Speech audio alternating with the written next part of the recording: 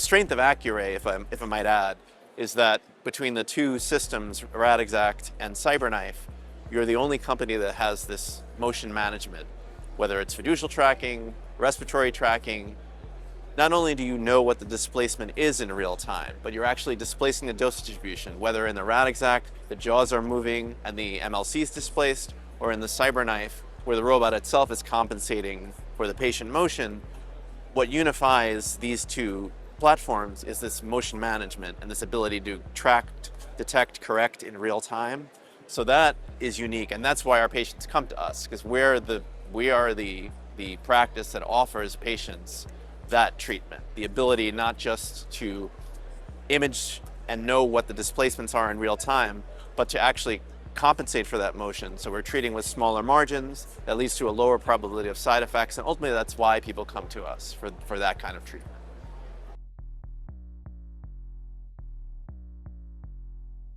Radixact system is unique in the marketplace, in the radiation space, because not only does it deliver helical intensity modulation, which is a feature that no other machine offers, but it also uses motion tracking.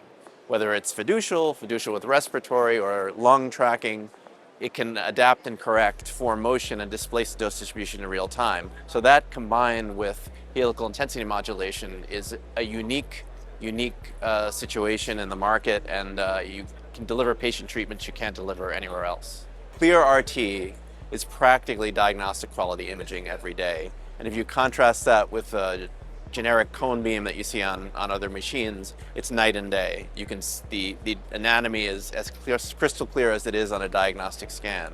So a patient positioning, using to register and make sure the patient's in the correct position, the accuracy is better because of the clear RT imaging. Often you're constrained by the field size considerations.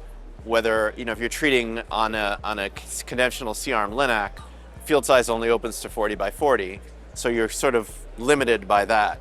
And ultimately, you wind up using multiple isosensors, patients on the table for a long time. It takes a long time to treat the patient. Radixact, there is no limitation, so you have to put the patient on, and one pass through the gantry, much faster, no need to image with each isocenter. You image once and you treat the patient. Just very smooth, great workflow. The patients like it, they're not on the table that long. The therapists like it, easy to treat. Very, very useful. On the Radixact, we treat a great variety of cases. We treat prostate, we treat pelvis, female pelvis, we treat lung, we treat pancreas, we treat kidney, we treat some CNS. Just a complete panoply of cases that we do on the Radixact. And there are very few indications that we can't treat, because there's no field size limitation. There's no, you can get amazing gradients with the intensity modulation, the helical intensity modulation. So very few patients can't go on it. If I had more space, I would put every patient on.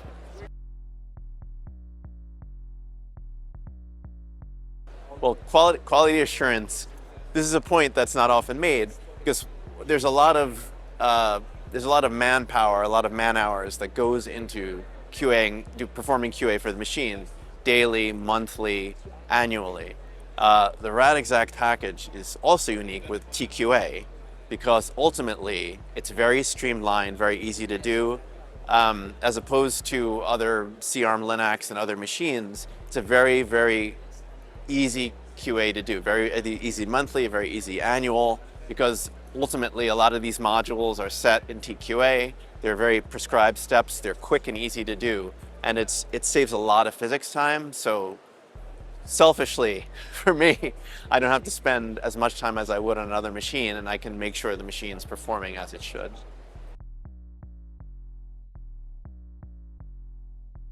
We started in 2005 with the initial G3 machine, which just had fixed cones, and sometimes took a little longer to treat patients than we would like. Then ultimately we got to the Iris. That was the sort of next generation. That improved treatment times, and then ultimately with the M6 and the S7, we got to a multi-leaf collimator, which, now we're treating a prostate SBRT case, used to take you maybe 45 minutes. Now the patient's on the table for 15 minutes. So it's sort of a conventional time slot for the prostate patients. And also the tracking's gotten more robust. When we started early on, we were doing spine tracking. Often we had this roll oscillation where it was frustrating. We couldn't keep the patient on, and ultimately the tracking algorithms became more robust, and they're very smooth, very easy to use. Ultimately, it's just been to see the evolution from the early days to where we are now. It's really astounding.